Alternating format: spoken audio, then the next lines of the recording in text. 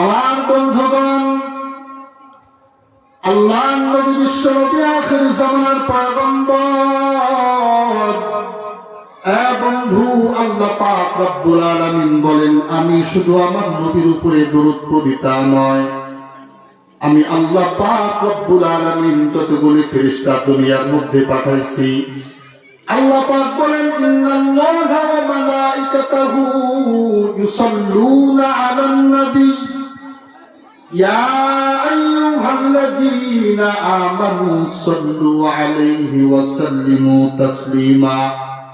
আল্লাহ বলেন, নিশ্চয়ই আমি আল্লাহ সহ আমার যতগুলো ফেরেশতা আমি দুনিয়াতে বানাইছি, আমার সব ফেরেশতা সহ সকলেই আমার নবীর উপরে দরুদের হাদিয়া পাঠাই।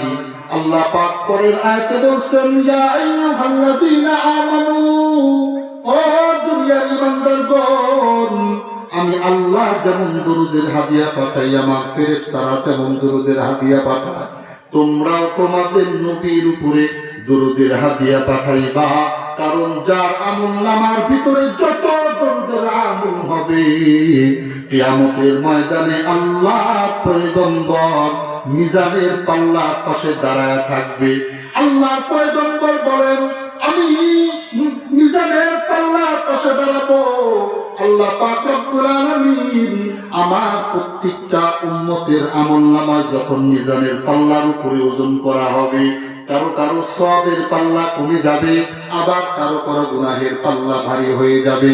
আল্লাহর পয়গম্বর বলেন, যাদের জীবনের ভিতরে দরুদের হাদিয়া বেশি হবে, যারা যাদের জীবনের ভিতরে দরুদ বেশি বেশি পাঠ করবে, আল্লাহর পয়গম্বর বলেন, কিয়ামতের ময়দানে ওই সমস্ত উম্মতের সওয়াবের ওজনটা যখন হালকা হয়ে যাবে, আমি পয়গম্বর দরুদের হাদিয়া গুলা পাল্লার উপরে দিয়া সওয়াবের পাল্লাটাকে ওজনদার বানাবো, আর আল্লাহর কাছে সুপারিশ করে আমার উম্মতদেরকে জান্নাতের ফয়সালা করে দিব।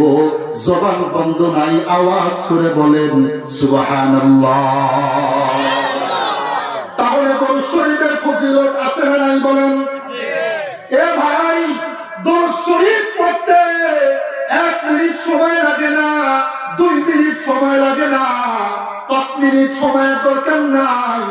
আপনি যদি বলেন ইয়া রাব্বি সাল্লি আলা মুহাম্মদ, অথবা যদি আপনি বলেন সাল্লাল্লাহু আলাইহি ওয়াসাল্লাম, অথবা আপনি বলেন আল্লাহুম্মা সাল্লি আলা মুহাম্মদ, এতটুকু যদি দরুদ আপনি আপনার জীবনে পড়েন, আল্লাহর পয়গম্বর বলেন, একবার যখন বান্দা দরুদ পাঠ করে, আল্লাহ পাক 10টি নেকি বান্দার আমলনামার ভিতরে দিয়ে দেয়। বলেন সুবহানাল্লাহ। তাহলে ইয়া রাব্বি সাল্লি আলা মুহাম্মদ অথবা আল্লাহুম্মা সাল্লি আলা মুহাম্মদ এতটুকু মুখস্থ করতে কমস কম 3 দিন তো লাগবে। 3 দিন লাগবে না? অনেকের তো মুখস্থ হয়ে গেছে, কি বাপ জানে না মুখস্থ হয় নাই?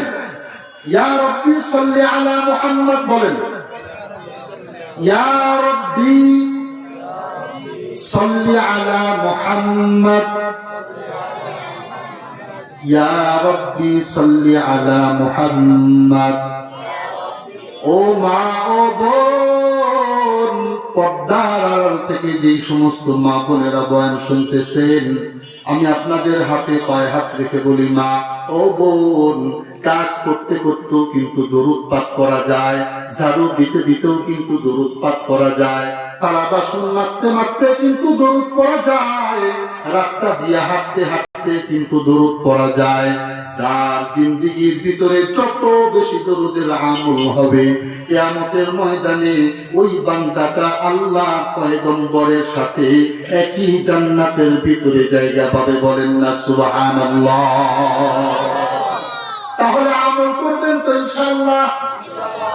এ ভাই, এই নবী, যেই নবীকে আল্লাহ পাক সবচাইতে বেশি মর্যাদা দান করেছেন, আমার পয়গম্বরের মতো এত মর্যাদাপূর্ণ পয়গম্বর আল্লাহ পাক রব্বুল আলামিন ইতিপূর্বে কোন নবীকে দেয় নাই।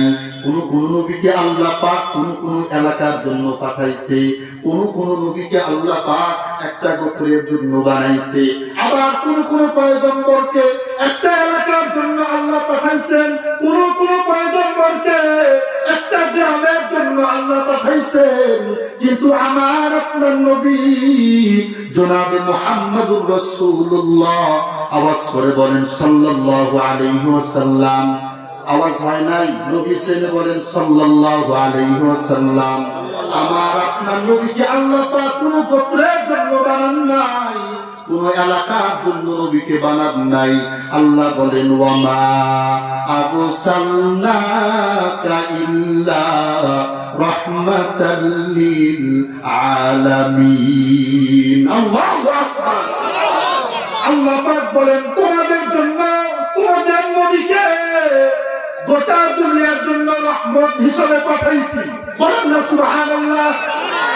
আমার পয়গম্বর মুসলমানের জন্য রহমত, আমার পয়গম্বর আবার কাফেরদের জন্য রহমত, আমার পয়গম্বর ইহুদির জন্য রহমত, আমার পয়গম্বর কাফের মুশরিক বেঈমানদের জন্য রহমত, আমার পয়গম্বর পশু পাখির জন্য রহমত।